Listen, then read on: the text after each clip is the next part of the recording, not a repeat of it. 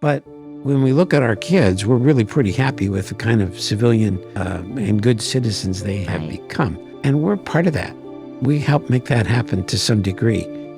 And I was just telling one of my children the other day that my greatest achievement in life was having those 3 kids and watching them grow to becoming good citizens themselves. It's the greatest achievement. This is the Turn Your Life Around podcast, and I'm the 180 Lady. I've been helping people turn their lives around since 2007 as the founder and CEO of a large mental health company. The purpose of this podcast is to have meaningful conversations with old friends and new friends. Everyday people just like you and me about how they turn their lives around. We'll discuss all things mental health, fitness, finances, relationships, parenting, spirituality, you name it.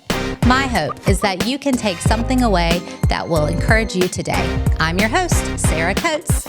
Are you ready to turn your life around? Hello, welcome to the podcast. Today we have a great guest, a dear friend of mine, and he's been on a previous episode many years ago.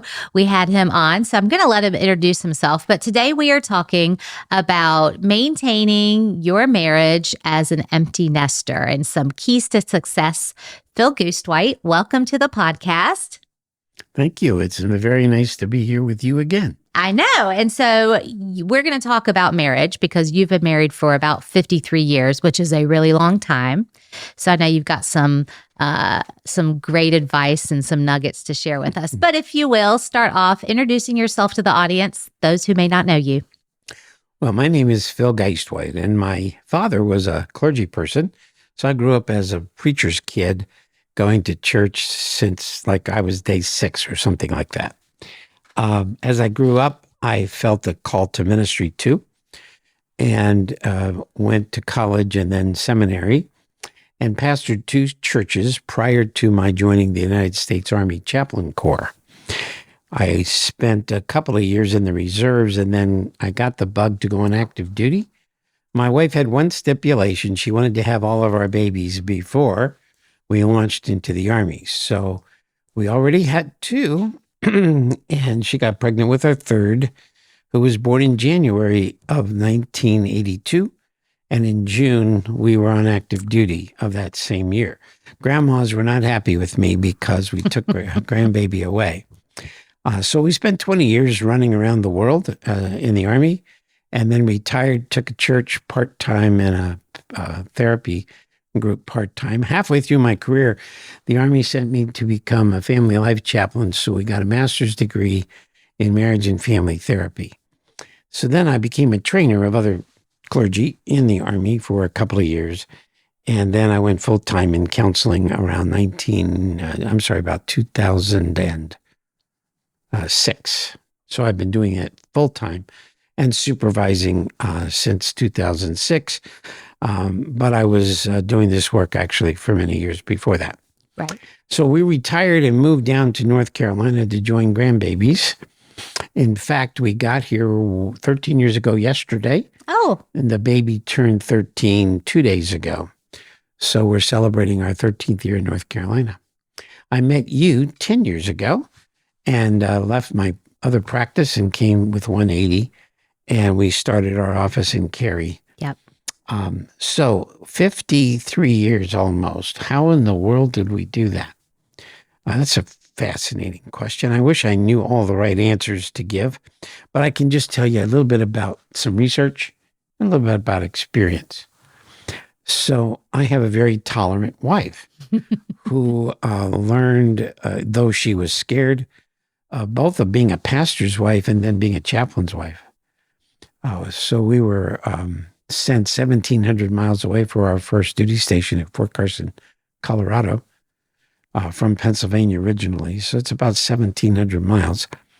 And then we moved further away, about 7,000 miles to Hawaii. Mm-hmm. And those were hard days because I was deployed a fair amount. We were not at war at those days. Served from 1982 to 2002. Near the end, of course, we had the attack on the World Trade Center and the Pentagon. And so we were at war at that point, but I was already slated to get out, and the Army allowed me to do that at 20 years. The experience she had of being a military chaplain's wife was kind of throw you in the end of the pool, the big end, the deep end, and learn how to swim. You learn how to depend on other wives in the area, and certainly the command group's wives, as she became mom and dad while I was away. So it was a real growth experience. And though scared to death, she did great. And we kind of liked the military. At first, she was real skittish, but she had made a promise when we got married that she'd follow me anywhere God took us. And she meant that. And she believed somehow she would learn. And she did. So it was a good experience for the most part. And we were also committed to not letting anything ever separate us. She had that same commitment I had. So we never really talked divorce. We had some tough areas sometimes with having 3 children and their growth experiences, etc. But we intentionally nurtured our marriage from the very beginning. And decided kids would not get in our way, job would not get in our way, and that we would concentrate on trying to meet each other's needs as best we could. So that helped prepare us for being empty nesters. The biggest cause of a problem when the kids leave is not taking care of nurturing your marriage through the early parts of parenting, I believe. So it's kind of scary. The divorce rate in 1990 doubled for those over the age of 50 and tripled for those over the age of 65. And going through divorce over the age of 50, I think it's something like 36% or so of people getting divorced are over 50. Wow. So the average age for becoming an empty nester is between 40 and 60. I think 48.7 is the figure I recall, when people first become empty nesters on average. So what happens? Yeah, what happens? What happens when you become an empty nester? When you become 48 point whatever. Yeah. So you know your kids are going to leave eventually. But I'll be honest with you, it snuck up on us in a way. We thought we would be parents of 7, 8, 10, 12-year-olds for our whole life. When they become teens, we discovered something that I really wasn't prepared for, even though I was in this field of helping families and I had studied things. What caught us was how fast the teen years go. Right. We thought that the early years of rearing children went quickly. But when they became teens, they were involved in sports. They got more involved in other things at school, church activities, and they were off to college. I mean, it was a lightning bolt. We were exhausted trying to keep up with everything you're supposed to do as parents of teens. And they're costly, of course, and it gets worse when they get to college. So it wasn't until the third one went off to college that we truly became empty nesters. And that was right at the time I retired from the Army. So our daughter decided she wanted to live in Virginia. I took a church in Pennsylvania. So she moved out and never came back. The boys kind of did the same thing. So once they were gone, they were pretty much gone. Staying in touch with them, we find that needing money helps kids stay close. And so they never forget your phone number. Right. And what we observed with all 3 of the kids was that the initial stages, we had lots of phone calls. Cell phones are great, of course. So we're only a quick call away or a text. And they needed some help, each of them a little bit differently. But that was comforting knowing that we could chat with them. And they were never more than a phone call away. But gradually, each one of them got their sea legs, so to speak, and the calls became less frequent. And then they were less frequent. And then we missed their phone calls. So we would call them. Try not to be too much of a crowd on them. Try to give them their freedom. And the early days were tough because they really didn't need us. Right. Once they had their wings, they could go for weeks without calling us. And we wouldn't let that happen, of course, because we would call them. Right. But sometimes it was several weeks, and there might be a text or two in between. And so initially there's a grief period. Yeah. I think it affects wives more than husbands for the most part. We were stationed in Germany at the time, in Stuttgart, when both boys left for college. And having, a long, big pond called the Atlantic Ocean between us felt bigger than it actually was, probably. We discovered we can still chat with each other, but 6 hours difference means you have to play a little bit with the time zones. But for the most part, they did really well. I think we missed them more than they missed us, probably. But grief is tough. Everybody goes through grief in their own way. Right. And change is stressful, to say the very least. Yeah. Yeah. I think a lot of empty nesters go into this thing with a fear and trembling, and the stress of the change becomes more that kind of a dreaded stress or dreaded fear, instead of looking at this shift in life as being a time for refreshment, a time for challenge. It's all about how you frame things in many ways. Right. Well, I mean, what a blessing to be able to even get to that point, because there are many who do not, right? They don't get to maybe watch their kids fly the nest, or maybe they've split up before their kids have an opportunity to spread their wings, and they don't get to the point where they can continue to stay married after the kids leave. So That's it's a true. blessing. That's true. It is kind of an accomplishment. And especially so if you know who each other are. Right. And you're not waking up and saying, who in the world are you? Yeah. So if people don't nurture their marriage and they invest too much in work, too much in finance, too much in their own issues, that can be a real challenging time to try to now build a marriage at 20 years, roughly, is too late for most people to survive if they've waited that long. Do you see that in your practice? All the time. Yeah. All the time. Too many people have not invested in each other. Yeah. And of course, there's a chance throughout life to wander away. There are some siren calls, so to speak, that everybody faces. Right. And a lot depends on one's commitment, because you don't have to say yes, you can say no.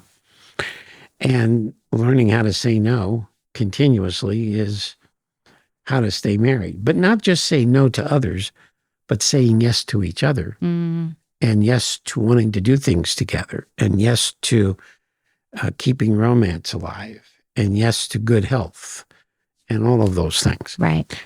And so that becomes the challenge when the kids leave, is to then adjust to what it means to be just a couple again. Yeah. And how do you, you kind of remember what it was like before babies. Right. If you really think about it. And having them out of the house gives us sexual freedom in a way that we didn't have before. It gives us some extra time. What are we going to do with that time? And I think people do one of two things with it.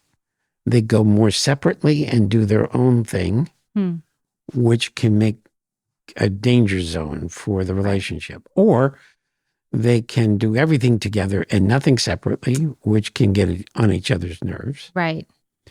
The old adage, women can't stand it when their husbands retire because they're always underfoot. Yeah. So a combination, I think, is helpful to have some interests you like individually, but also interests we have together. So in my practice, I'm always encouraging couples to develop new hobbies. Yeah. If you didn't have a hobby when you were young, you need one now. Right. And it's okay to have separate hobbies, but you should have at least one hobby you like together. Exactly. And develop that, even if it's something you never did before. Yeah. And learn some new things together. So I think dealing with the priorities going forward have to do with taking the challenge to have a new phase in life. Yeah. This is our second act. First act was having babies and rearing children. Second act is, now what do we do?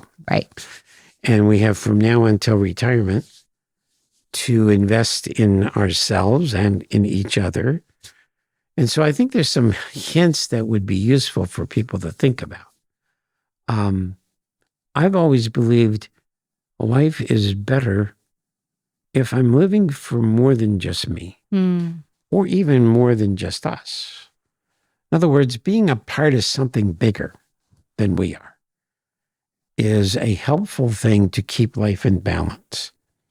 So some people find that in religion, right, and invest themselves in church activities or activities that revolve around whatever religious faith people have, which is a way of kind of expanding our family, is to consider our religious friends to be a bigger family. There's the bigger community outside of that. Some get involved in politics. Some run for office for the first time. Or President Jimmy Carter was a great example of investing in others through Habitat for Humanity. Right. And he and Rosalind both would help build houses, actually physically build houses. He was a carpenter, so he actually knew the trade and could build an entire house if he wanted.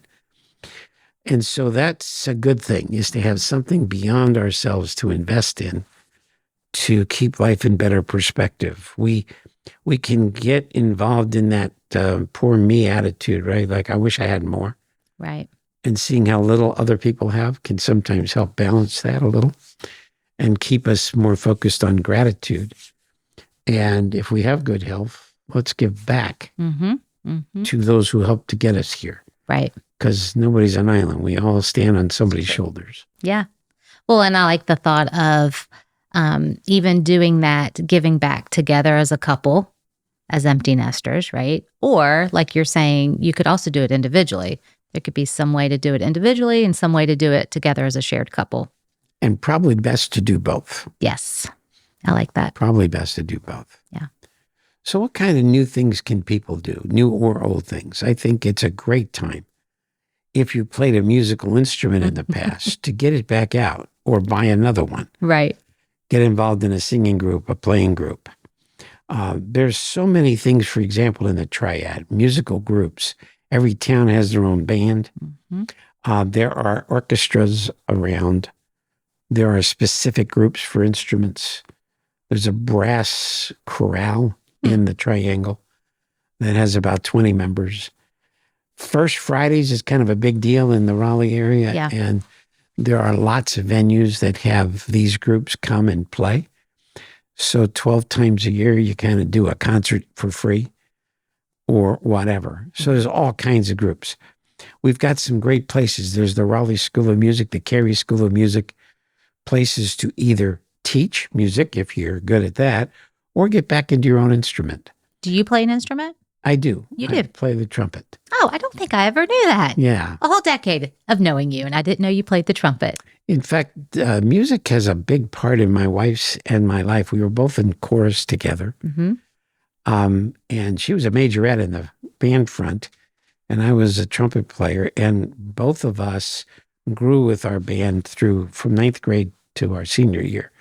And we actually became an award-winning, professionally led, if you will, marching band, and won awards by the time we hit our senior year. So we spent lots and lots of hours on the practice field. It was good for us physically. And that majorette needed somebody to help keep her warm on the bus in the cold winter days. I mean, we didn't even talk about that at the beginning, that you've known your wife since she was 14. We met at the age of 14 and started dating at 16. She was the president of our youth group at the church my dad became pastor of. Yeah. And I was a geeky 14-year-old pastor's kid. But a couple years later, we matured a little. And after 16, we never looked back, really. Got married at the ripe old age of 20. So we're 53 years into that. We're in our early 70s. Yeah. Which says, according to the sociologists, we're the young old. The young old. Young old. Okay. So we're trying to keep our health as well as we can, which is one of the keys, right? Yeah. To enjoying the empty nest years is to take good care of our health. Of course, as we advance in age catches us all eventually. Yeah. So it's a losing battle of sorts, but couples that work hard at it together also can maintain the longest time of doing good things and fun things. Mm-hmm. Having a bucket list, I think, is a really good priority. Yeah. A bucket list of travels one wants to take, a bucket list of activities one wants to do. I'm still looking forward to the time I can do hang gliding. I don't know if I'll ever do that, but it's one of those things on my That's on your bucket list, hang gliding. Hang gliding. I'm getting a visual of you hang Yes, gliding. yes. It's not a pretty picture, Yeah. but I think it would be very exhilarating. Wait, is this an individual goal or a shared goal? That Is one's Jeannie an going to hang? individual Okay, goal. yeah. Yeah, she's not into hang gliding. I never really wanted to jump out with a parachute. I didn't do it in the military because I had heard from guys who were in the parachuting business that there's two kinds of landings, bad and awful. Oh, okay. So I wanted to have knees when I had grandkids. And so I said, I don't need to do that because in the Army, they get you down quickly. They're not these nice trick parachutes that you can float around with. So, but having something like that, a list of things we're looking forward to, never have that list go dry. Always have a new goal. I like it. And be willing to spend some money. You don't have to give it all to your kids. You've earned it. You should spend it and enjoy life. In fact, That's your husband told me. I was going to say that is something that my husband and I say, like, sorry, kids, you're not getting all of it. You're not getting all of it. We got to spend some of it. Yeah. And I think that's healthy and important. It really is. You know, I think about couples. I mean, there's nothing wrong, of course, with saving for retirement, but some couples, they save every penny and they don't take trips with their kids when they're little. You know, they don't That's travel. right. They don't do anything because they're saving for that rainy day, for that retirement. Then maybe they don't get there. Or, you know, they're in retirement That's and right. of course you have to pinch pennies, but like you're saying, I mean, that's my plan. Spend a little as we go. Yeah, if you don't, you never know how many days we have, right? Yeah. Tomorrow's not a promise. Mm-mm. And it's really a joy to share it with kids as they're growing up. It's part of their education. Yeah. And making memories is really important. I think another thing that helps empty nesters enjoy that time of life is having great memories from the beginning. We go down memory lane all the time. Sometimes we bore our kids with the going down memory lane. The granddaughters are kind of a little more interested because those were the olden days. Yes. You know. But the kids already kind of lived it. But the granddaughters kind of are fascinated by some of the stuff we did. Yeah. So we try not to bore them too much. But what's fun for us is the really great satisfaction of believing we did okay as parents. We weren't perfect. We made mistakes. But when we look at our kids, we're really pretty happy with the kind of civilians and good citizens they have become. And we're part of that. We help make that happen to some degree. And I was just telling one of my children the other day that my greatest achievement in life was having those three kids and watching them grow That's lovely. to becoming good citizens themselves. It's the greatest achievement. And, you know, I was just thinking as you're saying that if a couple has raised their kids and the kids are flying the nest and they're thinking or contemplating about separation because they feel like they don't have anything left with each other. I mean, just even that point, thinking of the achievement that they've accomplished raising these children. I mean, that's a good starting point for them to rekindle a relationship. It really, really is. Now, if you failed as parents, That's a different story. that's another hard story and another reason for divorce in those years of empty nesters. If you made it through the first part, but your kids can't stand you. And this happens a fair amount where the adult children cut the parents off, don't want anything to do with the empty nester parents. But usually that's not a decision made when they leave. That's a decision that started when they were growing up. Wow. And we didn't nurture it. We didn't get therapy for them or whatever. And so if we don't nurture the relationship we have with our kids and they feel safe and they feel respected by us as parents, if we demand that they respect us because we're bigger than they are, or because in the South especially, right, respect is like the hallmark word. Yeah. You have to earn respect as parents because kids know the difference. And resentment replaces respect if they were not respected as children. Right. So we have prepared that for the time of the empty nester. It's probably too late for developing that relationship if it's broken with the kids. Maybe with family therapy, but it's really hard. And if you're sitting across from your spouse and you admit, we failed, that's a tough nut to crack. And it's hard to overcome. It's not impossible. Yeah. It takes a lot of work, though. And even investing more in each other through the grieving process of how we messed up. And what can we do now? Yeah. To the best of our ability to make amends. That's part of the AA program, right? Right. Is realizing what we've done to cause pain, trying our best to make amends. And the great news of all that is some families do make it. Yeah. And do repair the relationships. One of Murray Bowen's critical pieces of his family therapy, family systems, known as the father of family systems, is the emotional cutoff. And when we cut off from those who were important to us growing up, they are bereft of the relationship with us, and we are bereft of the relationship with them. Sometimes you have to do it to survive. Yeah. But at great, great cost. It's wonderful if 3 generations, even 4, can truly love one another and set a model for the young ones. Yep. And also enjoy the fruit of a life that's well lived.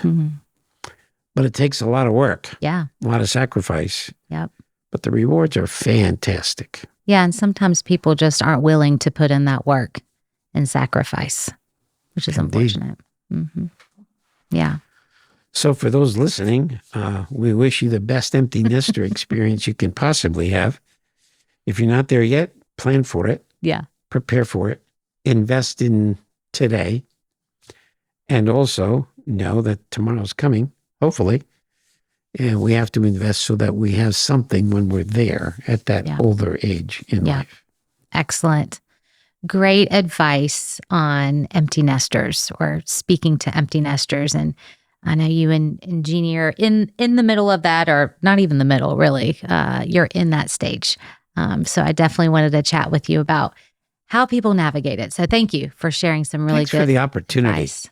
We wish the best to all of our listeners at whatever age they are. Exactly. Thank you so much, Phil, for sharing. Thank you. And thank you for listening to today's episode. Little plug for 180 Counseling. If you find yourself in a season where you are an empty nester and your relationship is struggling, we have several licensed marriage and family therapists who would love to chat with you about that. And of course, Phil, I always say your name Guistwite, but I know it's Guistwite, so I should say it better. Phil Guistwite. Don't want to mispronounce your name. You can reach out to him through 180 Counseling. He'd love to walk with you and help you navigate those stages. As always, thanks for listening. Subscribe and follow so you can hear all of the relationship podcasts on our relationship series, Love Actually. Thanks again. Hi, everyone. I appreciate you taking time to listen. These days we live in feel stressful, challenging, and maybe even chaotic. I'm really passionate about putting out positive content that will encourage and inspire others. I ask that you like, follow, subscribe, and even give us a 5-star review. Most of all, share this with your friends and family so together we can help people turn their lives around.